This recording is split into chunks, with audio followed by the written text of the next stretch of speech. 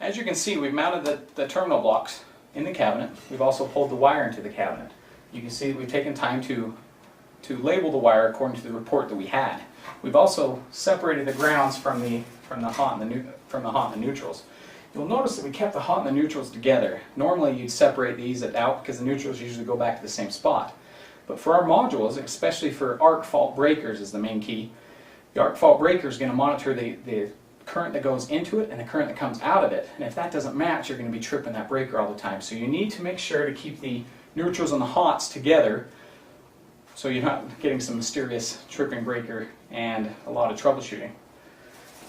As you can see here, we have separated out the grounds, and we're going to terminate the grounds to this ground strip. So now let's talk about the grounding bars that we have here. The larger can has 2 bars. The smaller can has 1 bar. You can fit 2 wires in each one of these bars, but each one of these holes, so there's plenty of space for all the wires needed. The thing you want to pay attention to is we've taken these wires and we've actually stuck them behind here with the zip tie hole, or zip tied these wires behind this bar here so we can bring the rest of the grounding wires down to the next grounding block. You do want to be careful with these wires. You want to keep them all the way secured all the way to the back side of the cabinet or on this side so that you can, so you have plenty of room to terminate your other wires. And it's really quite simple to land these ground wires here. I grab a couple wires out of this mess. So I'm just going to take it down, get to my hole, bend it, cut it, and take my screwdriver and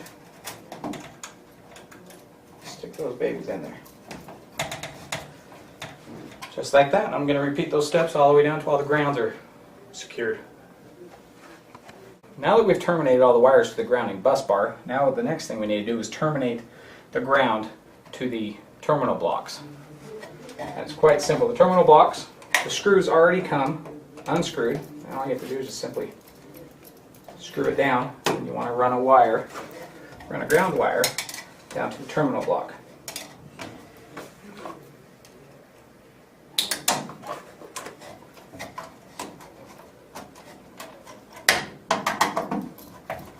You obviously want to do this for every module so that every module has a proper ground to it.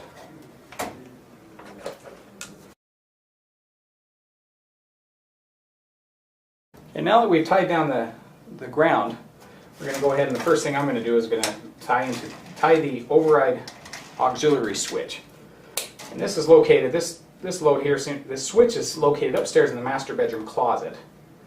So with the override, it allows you to engage the dimmer module or the relay module if the network goes down, or if the network goes down or the control system goes down. This way we can still turn on lights without having the homeowner come all the way down the basement. So we're going to terminate this real quick.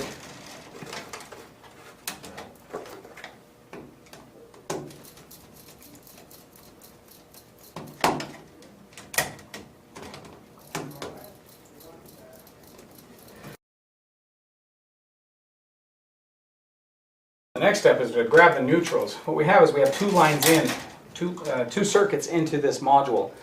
And so what we want to do is we want to make sure we've got the neutrals for the first circuit and the neutrals for the second circuit. So we don't cross neutrals, especially for the arc fault breakers. So that's something that's you're going to have to something that's might be new to some of the electricians out there.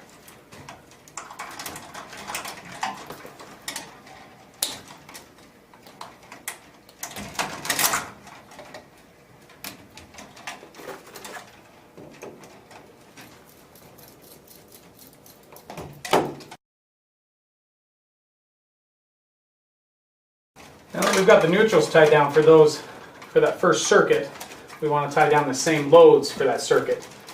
And we go ahead and follow our load schedule in order to do that. One of these is obviously going to be the main feed from the breaker right here, and then these ones here are the lighting loads out.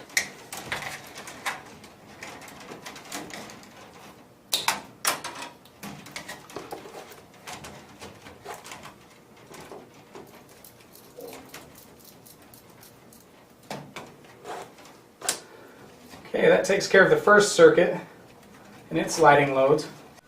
So now that we wired up the first circuit on this terminal block, I'm going to go ahead and refer to the module report and the terminal block wiring diagram to finish wiring the rest of these terminal blocks.